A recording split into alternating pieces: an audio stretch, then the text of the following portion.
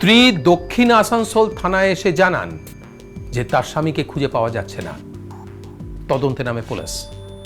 আজ আপনাদেরকে শোনাবো দক্ষিণ আসানসোল থানার এক শিহরণ জাগানো ঘটনা। বিপিন দাস বিখ্যাত আইনজীবী, দক্ষিণ আসানসোলের একটি বড় অ্যাপার্টমেন্টে থাকতেন। তার বয়স 54। বাড়িতে স্ত্রী, ছেলে, মেয়ে রয়েছে। স্ত্রীর সঙ্গে তার সম্পর্ক ভালো ছিল না। বেশ কয়েক বছর আগে এই বিপিন দাসের সঙ্গে সম্পর্ক হয় পারুল বলে একজন মহিলার। এই পারুল আগে বিপিন দাসের মক্কেল ছিলেন। আর অন্যদিকে বিপিন দাসের স্ত্রী, তার আবার সম্পর্ক ছিল মাধব বলে একজনের সঙ্গে। এই মাধব আগে বিপিন দাসের জুনিয়র ক্লার্ক হিসেবে কাজ করত। সেই সূত্রেই বাড়িতে যাওয়া আসা ছিল। দুজনের এই সম্পর্ক নিয়ে দুজনেই একে অপরকে দোষারোপ করতেন। এই নিয়ে তাদের সংসারে নিত্য অশান্তি লেগেই ছিল। একদিন এই ঝামেলা চরমে ওঠে। তখন বিপিন দাসের স্ত্রী সহেলি রাগ করে তার বাপের বাড়িতে চলে যান। তারপর একদিন দুদিন নয়, টানা 9 বছর তিনি তার বাপের বাড়িতেই ছিলেন।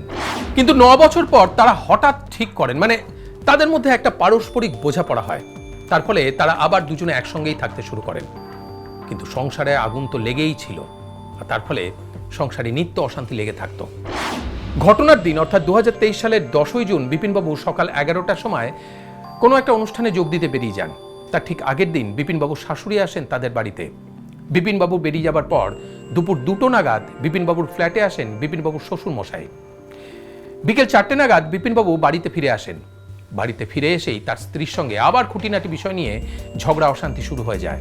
আস্তে আস্তে সেই ঝগড়া চরমে ওঠে বিকেল 5টার সময়।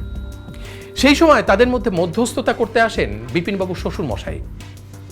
কিন্তু হঠাৎ তিনি রাগের মাথায় বিপিনবাবুকে সপাটে চড় মারেন, আর তাতেই মাটিতে লুটিয়ে পড়েন বিপিনবাবু। অচৈতন্য অবস্থায় চলে যান। আর সেই অবস্থাতেই বিপিনবাবুর কানের নিচে লাথি মারেন তার শ্বশুর মশাই। তখনই শেষ নিঃশ্বাস ত্যাগ করেন বিপিনবাবু। ঘটনার আকস্মিকতায় প্রথমে সবাই ভয় পেয়ে গেলেও পরে নিজেরাই নিজেদের শান্ত করেন। বিপিনবাবুর স্ত্রী তড়িঘড়ি করে মাধবকে ফোন করেন। মাধবের পরামর্শ মতো সবাই মিলে একটি বস্তার মধ্যে বিপিনবাবুকে ভরেন, যাতে কারো সন্দেহ না হয়। সেই জন্য তার মধ্যে কিছু বাসনপত্রও ভরেন। তারপর বারান্দায় জামা কাপড় মেলার দড়িটা খুলে সেই লাইলনের দড়ি দিয়ে বস্তাটিকে ভালো করে বাঁধেন।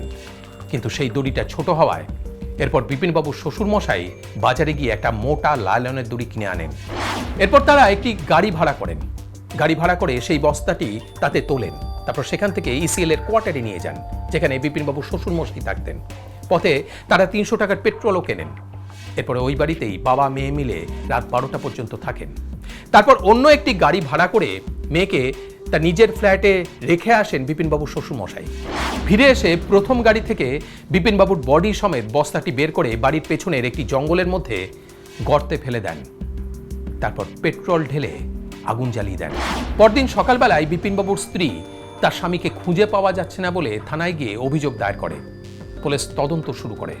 সবাইকে জেরা করার পর বিপিনবাবুর স্ত্রী, শাশুড়ি এবং শ্বশুরমশাইয়ের কথায় অসঙ্গতি ধরা পড়ার দরুন তারা তাদের উপর চাপ সৃষ্টি করেন।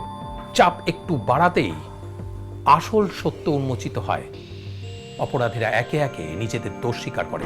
বিপিনবাবুর শ্বশুরমশাই যতই বলুন যে তিনি রাগের মাথায় কাজটা করে ফেলেছেন, কিন্তু যেভাবে বিপিনবাবুর বডিটা লোপাট করার ব্যবস্থা করা হয়েছিল তা অবশ্যই শাস্তিযোগ্য অপরাধ।